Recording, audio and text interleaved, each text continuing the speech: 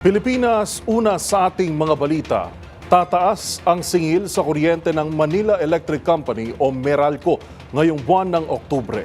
Ayon sa Meralco, tataas ng 23 centavos per kilowatt hour ang singil o katumbas ng 47 pesos na dagdag sa kumukonsumo ng 200 kilowatt per hour bawat buwan.